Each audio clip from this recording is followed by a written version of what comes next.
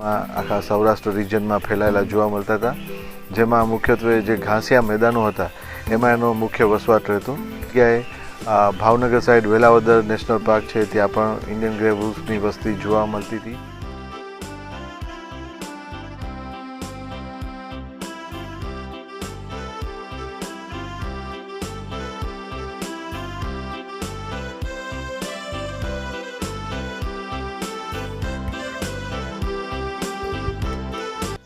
આ છે Indian grey wolf, જેને આપણે વરુ અથવા નાળ તરીકે ઓળખીએ છીએ.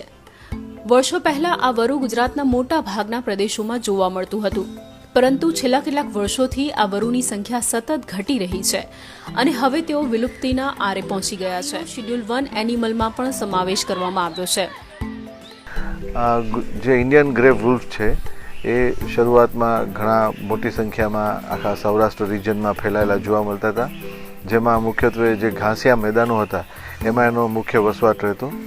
આપણે સૌરાષ્ટ્રમાં જોઈએ છીએ તો ત્યાં કુતિયાણાનો વિસ્તાર છે, બરડાનો વિસ્તાર છે. એ જગ્યાએ Bhavnagar side Velavadar national park છે, ત્યાં પણ ઇન્ડિયન ગ્રે વુલ્ફની વસ્તી જોવા મળતી હતી.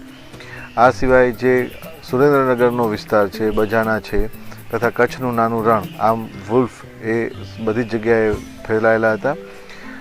છેલ્લા થોડા જ વર્ષોથી એનો જે શિકાર થતો હતો એના લીધે વુલ્ફની સંખ્યામાં નોંધપાત્ર ઘટાડો થયો હતો.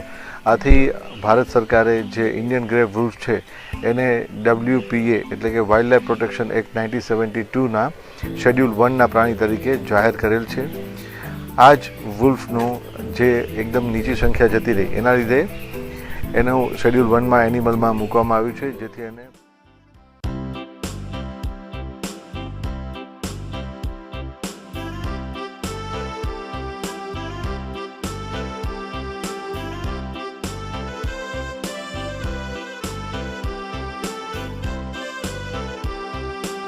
મળી રહે.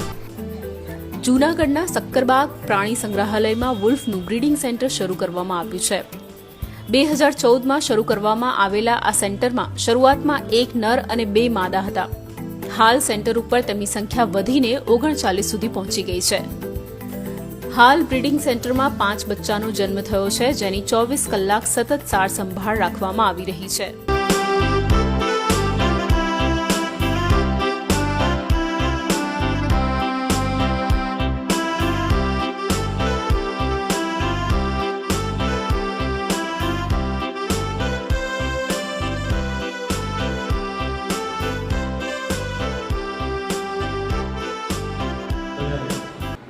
આંતરરાષ્ટ્રીય વરુ દિવસ નિમિત્તે ભેગા થયા છે. વરુ એટલે આપણે એમને ગુજરાતી આપણી ભાષામાં નાર કે નાર સાંભળ્યું છે, નારનું નામ સાંભળ્યું છે. નાર કેવો હોય છે? નાર કૂતરા જેવું હોય છે ને, કૂતરા જેવું આવે, કૂતરાથી થોડું અલગ પડે, બરોબર ને? તો એને બચાવવા માટે આપણે જનજાગૃતિ આ આંતરરાષ્ટ્રીય વરુ દિવસ ઉજવવાનું કારણ એ જ છે કે એની આપણે સંરક્ષણ કરી. સેન્ટરમાં એક સફળ બ્રીડિંગ થયેલ છે, જેમાં વરુની વુલ્ફ માદા જૈની અને વુલ્ફ મેલ પ્રતાપ દ્વારા સફળ બ્રીડિંગ થઈને 5 બચ્ચાનો જન્મ થયેલ છે.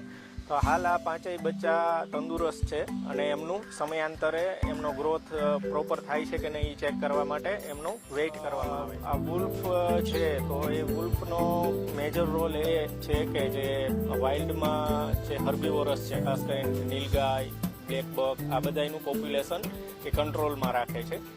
હાલ વુલ્ફની સંખ્યા આપણે જોઈએ તો એમનું પોપ્યુલેશન ધીરે ધીરે ડિક્લાઇન થતું રહ્યું છે, જેથી CZA દ્વારા અને સ્ટેટ ગવર્મેન્ટ દ્વારા ઘણા બધા પ્રયાસો કરવામાં આવી રહ્યા છે કે જેથી વુલ્ફની સંખ્યા વધે અને જે નેચરલ કંટ્રોલ હતો પહેલાં જે તૃણભક્ષી પ્રાણીઓનો એ પાછો જળવાઈ જાય.